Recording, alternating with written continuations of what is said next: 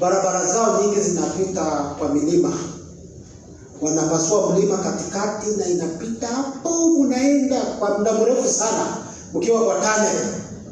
Lakini haina giza, iko na mataa, lakini unahisi ile barabara ya kawaida. Kuna vile huko ndani psychologically inakwambia hii si mahali pa kawaida.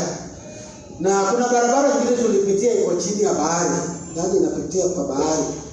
So unaona tu mataa, lakini unaambiwa uko kwa maji katikati. Munaenda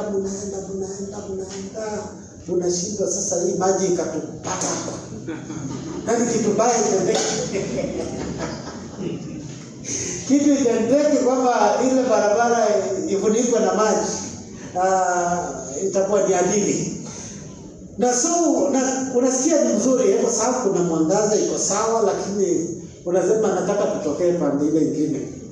Nataka mahali ambapo kuna ardhi iko sawa, kwa maana hiyo ndio kawaida ya barabara. Na kwa hiyo maisha pia kuna wakati inaweza kukupitisha kwenye hali ambayo inakaa kama tunnel. Na unapata inakaa kuendelea na una miss ama unatarajia sana na unangojea sana ile siku ambayo mambo itakuwa sawa, itakuwa shwari. Kuna family hii ambayo tunaenda kuzungumzia, walipitia kipindi ambacho kilikuwa kigumu sana, na ikakaa ni kama hakuna tumaini, ni kama hawatawahi kuona maisha ikiwa kawaida tena. Lakini Mungu ambaye anaitwa Yehova aliingilia kati katika maisha yao. Na kwa maana maandiko inasema hata Yesu mwenyewe mahali popote alienda alitenda mema. Kwa hivyo nguvu za Mungu zilipoingia kwa hii familia, Mungu alitenda mema na wakapata urejesho.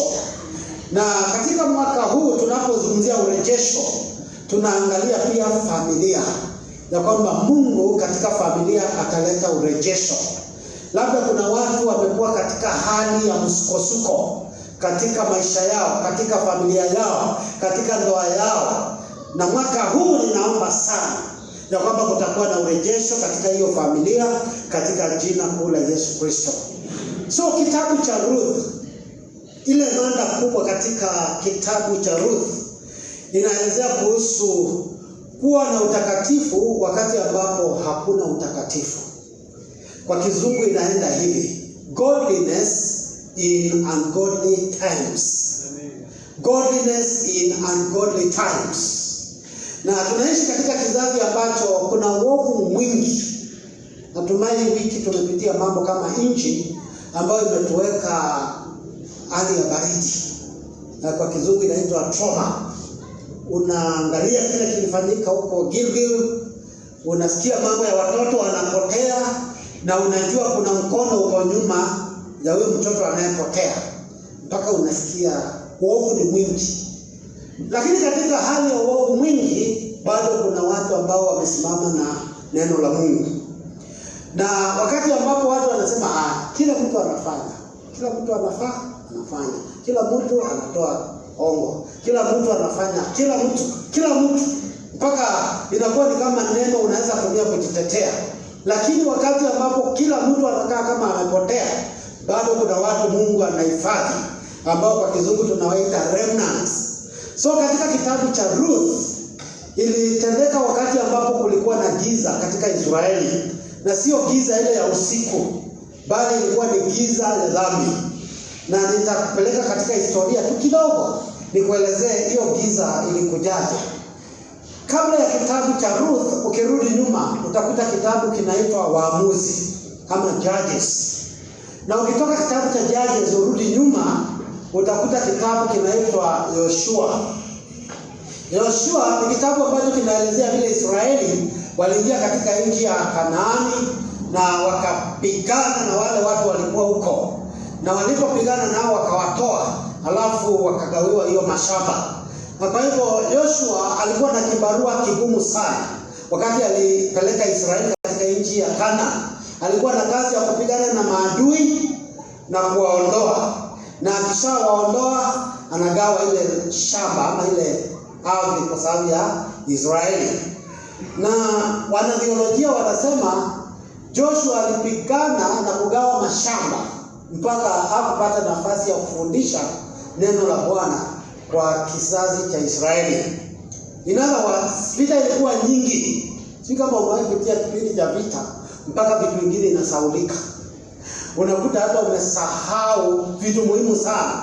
So vita ilipata Joshua, anapigana nao watu wa Jebuze, anapigana nao akiwaondoa mpaka maisha yake inapofika mwisho. Hakupata muda wa kusomesha neno la Bwana kwa Israeli. Na mwisho akasema, chagueni leo mtakaye mtumikia. Kama ni miungu ya Waamori, kama miungu ya sijui nani, watu wa mataifa, lakini kwangu mimi, huyu ni Yoshua anaongea, kwangu mimi na familia yangu, akasema sisi tutamtumikia Bwana. Si kama mwayo soma hiyo maandiko. Na Yoshua maisha yake ikaishia hapo. So, aliwacha Israeli wakiwa hawajui neno la Mungu.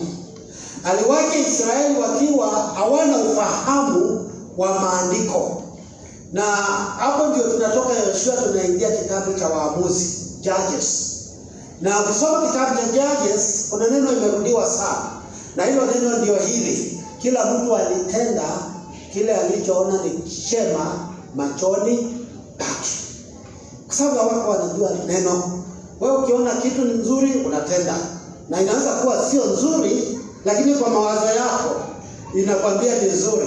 So kwa kizungu inasema everybody did what was right in their own eyes. So maisha ikawa si ile ya kawaida tena. Watu hawajui neno la Mungu. Watu hawajui Mungu amesema nini. Watu hawajui Mungu amenena nini katika kila hali ambayo walipitia katika maisha.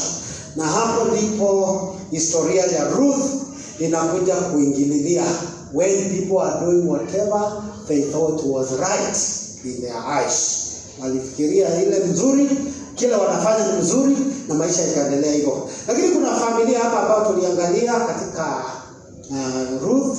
Lakini kabla tuangalie hiyo maandiko, kitabu ni Ruth. Na Sunday ya tukwa na watu wanaitwa Ruth kwa ibada hii. Sisi kama wamekuja leo, kama unaitwa Ruth, tunaomba uinue mkono. Mungu mnakuja ibada ya pili. Ibada ya pili iko na watu wanaitwa Ruth. Ama tukipata watoto tuwaite Ruth. Bwana sio sana. Tunatarajia Ruth. Ni jina nzuri sana. So kitabu ni ya Ruth, na kitabu ya Ruth iko na themes ama mada tatu. Na moja yake ni hii kwamba kuna ile inaitwa loyalty ama uaminifu. Yes, loyalty.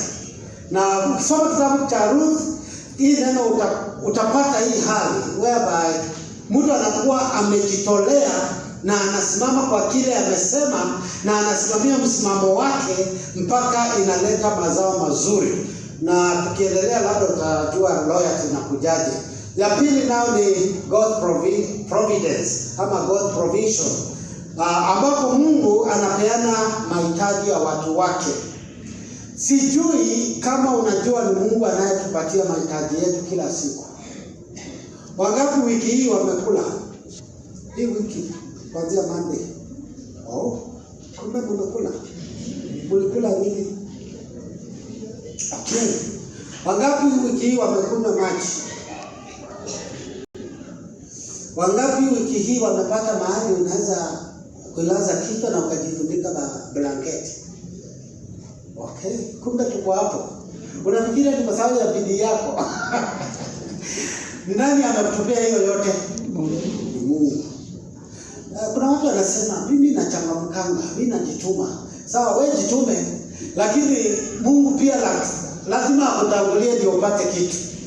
Na kwa hivyo katika hii kitabu tunaona Mungu akipeana mahitaji ya watu wake.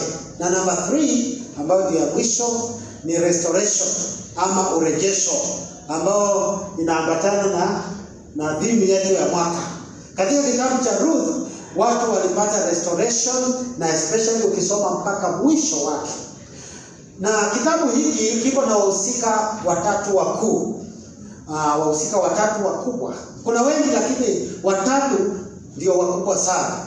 Na tutawaangalia. Mmoja anaitwa Naomi, Naomi ni mhusika mkuu katika kitabu cha Ruth.